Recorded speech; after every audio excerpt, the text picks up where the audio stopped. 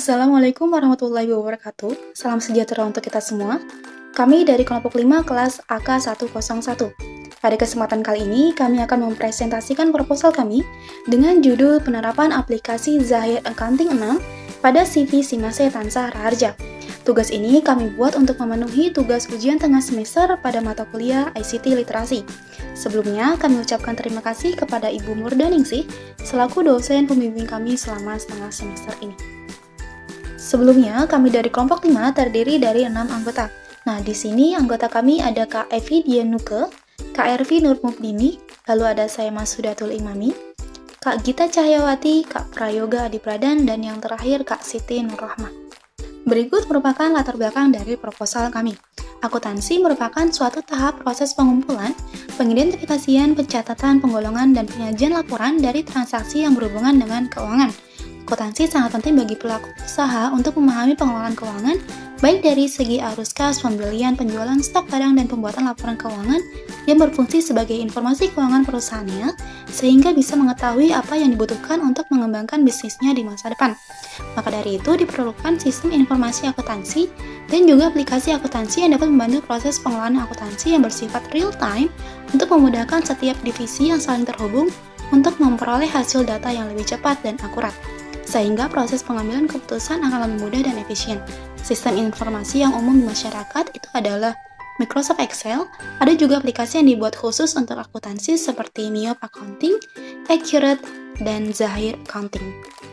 Melanjutkan presentasi dari kelompok kami, bicara mengenai operasional perusahaan tidak akan lepas dari teknologi serta sistem informasi akuntansi atau yang disebut dengan SIA.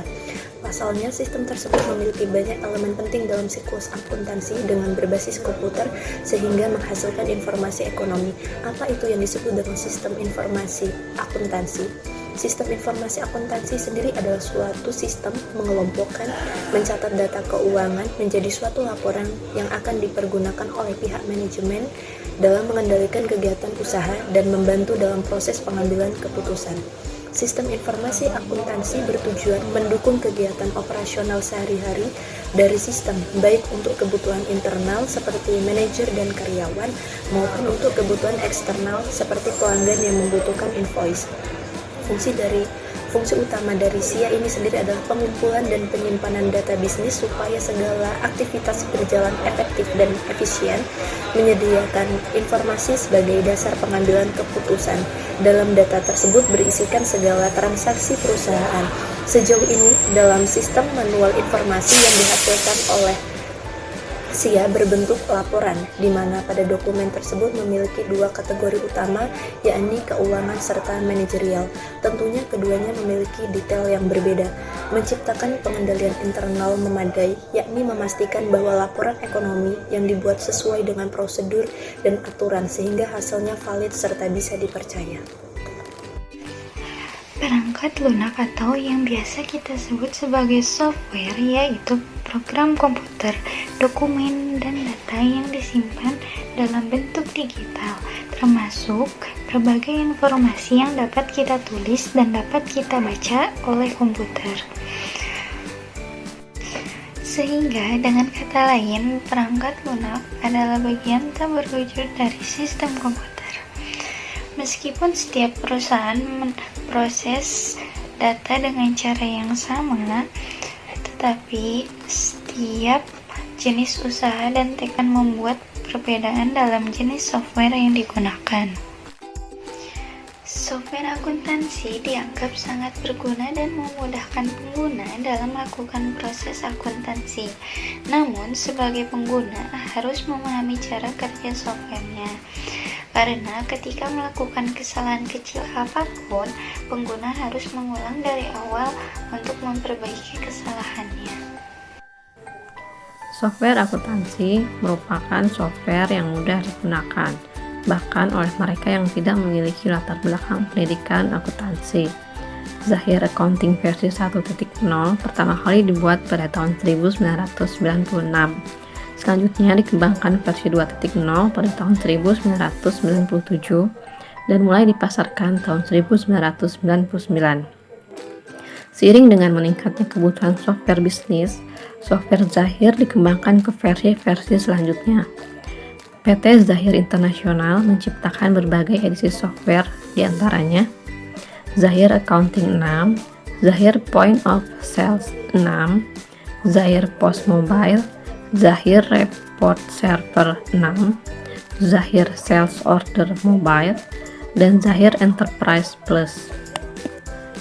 Untuk metodologi yang digunakan adalah sosialisasi secara langsung penerapan aplikasi Zahir ke CP Simanse Tansara Harja yang berlokasi di Jalan Sulawesi 19A Blok A nomor 7 RT 00 RW 00 Sinduadi Melati Sleman. Wawancara mengenai pendapat terhadap penggunaan aplikasi Zahir. Selanjutnya, metodologi dari gambar di atas. Kita memulai dengan tahap 1 yaitu latar belakang masalah. Kajian literatur yang diambil dari buku maupun jurnal. Pengumpulan data melalui observasi dan wawancara. Identifikasi. Tahap kedua, metodologi penelitian yaitu dengan simulasi secara langsung. Penggunaan aplikasi Zahir. Yang kedua, simulasi penggunaan aplikasi Zahir sampai orang yang ikut sosialisasi itu paham dan bisa menggunakan aplikasi Zahir. Selanjutnya, setelah mereka dapat menggunakan aplikasi Zahir, dilakukan diskusi dan tanya jawab. Tahap ketiga, penutup, yaitu pengumpulan hasil analisa. Yang selanjutnya, analisa tersebut akan dianalisis dan disampaikan pelaporan hasil analisa. Berikut ini perihal output dan target capaian dalam progres proposal penerapan aplikasi akuntansi. Nah, hingga saat ini kami sudah mencapai dari segi persiapan proposal dan persetujuan mitra. Dan untuk target selanjutnya, kita akan mempersiapkan materi bersama tim melalui sosialisasi penerapan aplikasi tentang cara pengoperasian aplikasi Zahir, simulasi penggunaan aplikasi yang dioperasikan oleh karyawan CV Simanse Tansara Harja, wawancara atau testimoni pengguna, perekapan dan analisis, hingga pembuatan laporan. Selanjutnya, berikut ini perihal jadwal saat ini yang sudah kita susun baik dari rencana kegiatan dan waktu yang berdasarkan tanggal, baik dari persiapan proposal hingga pembuatan laporan. Jadwal ini sendiri pun menjadi target kita dalam menyelesaikan progres proposal penerapan aplikasi Zahir untuk CV Simanse Tansara Harja hingga Januari 2023. Berikut merupakan daftar pustaka dari proposal kami serta surat pernyataan kesediaan kerjasama dari CV Simanse Tansara Harja.